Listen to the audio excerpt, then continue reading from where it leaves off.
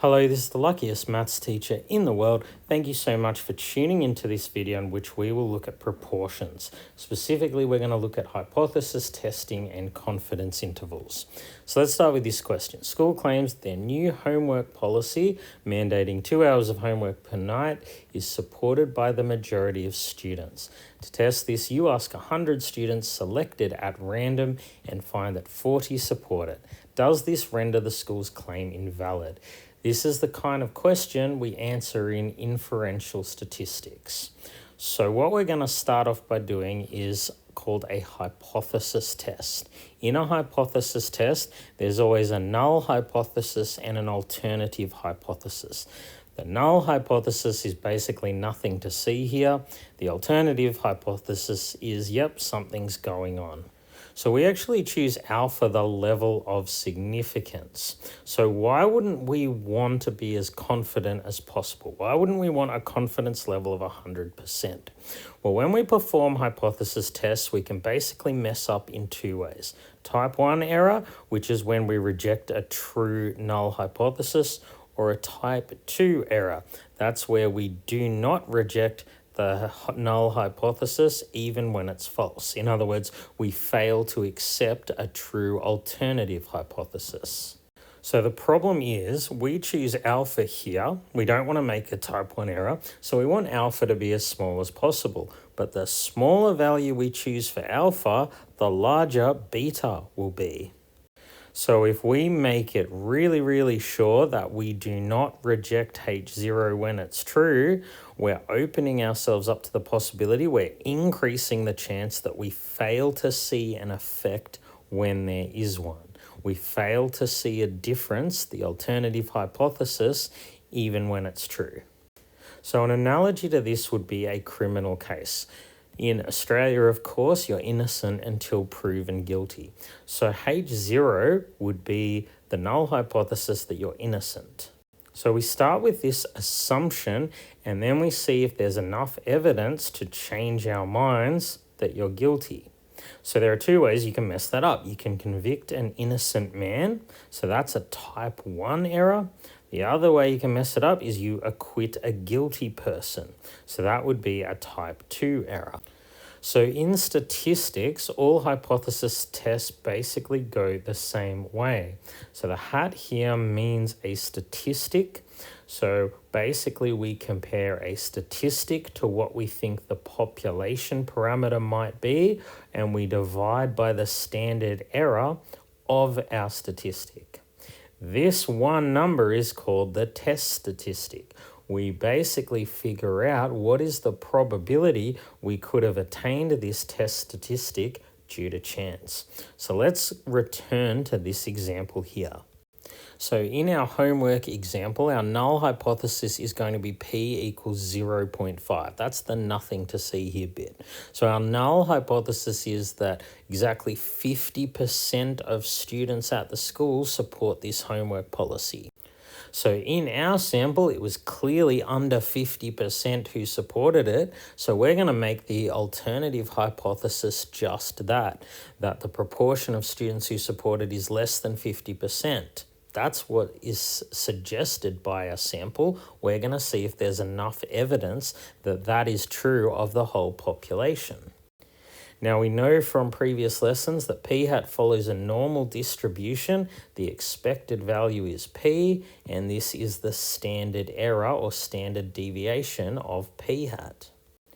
So what we're going to do is we're going to figure out if p really is 0.5, what is the probability that I could have obtained this result due to chance? So as we have been doing, we need to convert scores to z-scores. So from this distribution, I can transform it to the standard normal distribution by taking score minus true value divided by standard error. So here my value of p hat is 0.4, 40 out of 100 students in the sample. The value of p is the one we hypothesized, 0.5. So 0.5 will also be substituted for p into this term on the bottom, which is the standard error. So 0.5 times 1 minus 0.5, all divided by 100. So if we put that in our calculator, we get -2.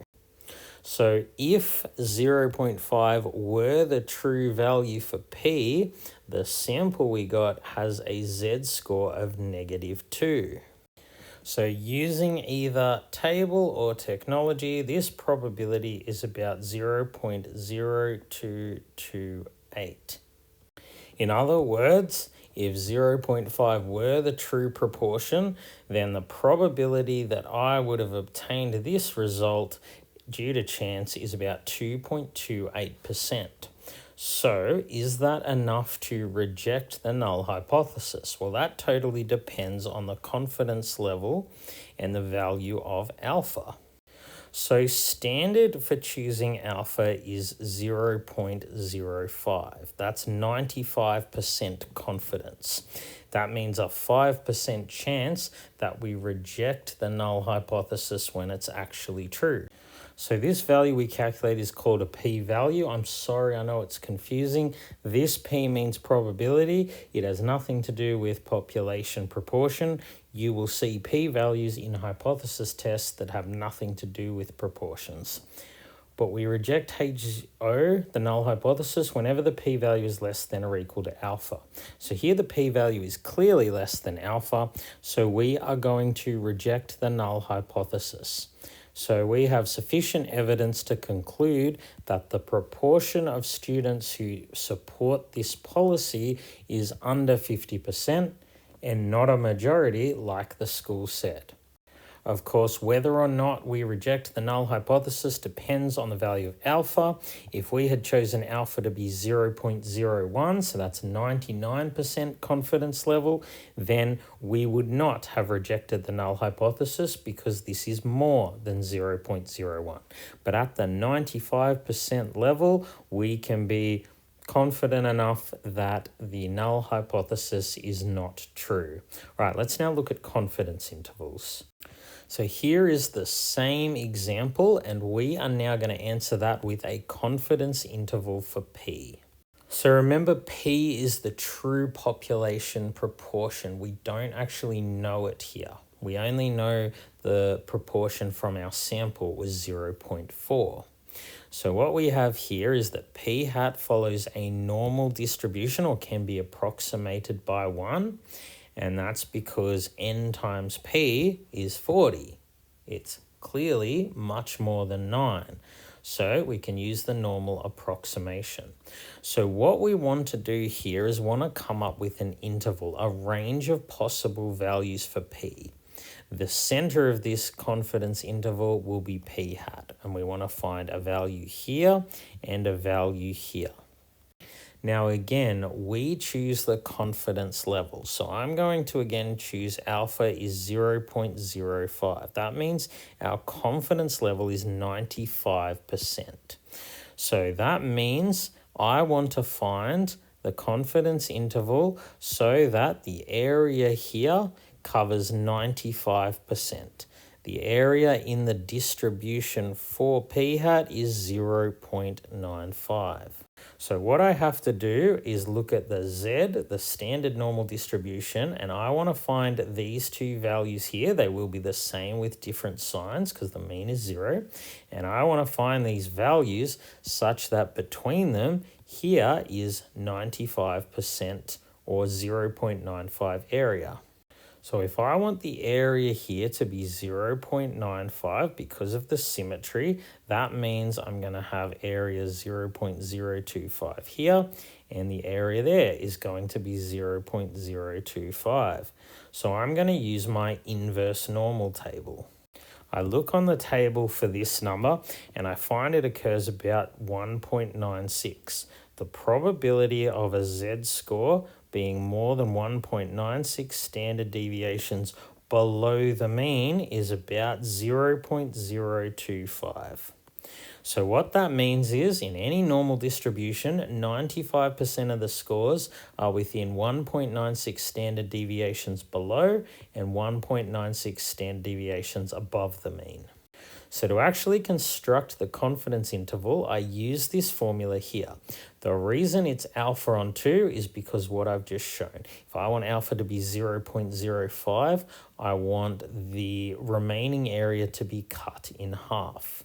This number here is alpha on 2. So the z value I'm going to substitute here is 1.96. Here p hat is 0.4 and n is 100. So we have in our confidence interval p hat plus or minus our z value, which was 1.96, multiplied by the square root of p hat times 1 minus p hat, all divided by 100. So putting this in our calculator, we have 0.4 plus or minus. This part turns out to be around 0.096. So 0.4 minus this gives us 0.304, and 0.4 plus 0.096 gives us 0.496. So we're 95% sure that this confidence interval contains the true value of p. 95% because we chose alpha 0.05. So why wouldn't we choose a lower value of alpha? Why don't we want a higher level of confidence? Well, the higher the level of confidence, the wider this interval gets, and it becomes less useful. So again, there is a trade-off. We can be 100% sure that p is between 0 and 1, so we're sure, but it's not really useful at all. This confirms what we learned from our hypothesis test. Notice that 0.5 is outside the range of this confidence interval. So we're 95% sure that p lies within a range that doesn't include 0.5. So again, we're pretty sure that the school's claim was wrong. Now, if I change the confidence level, and I chose, say, alpha 0.01, I would have constructed the confidence interval in exactly the same way, except for one difference. The only thing that would change is this value of z. Alright, thank you so much for tuning into this video. This has been the luckiest maths teacher in the world. Have a great day.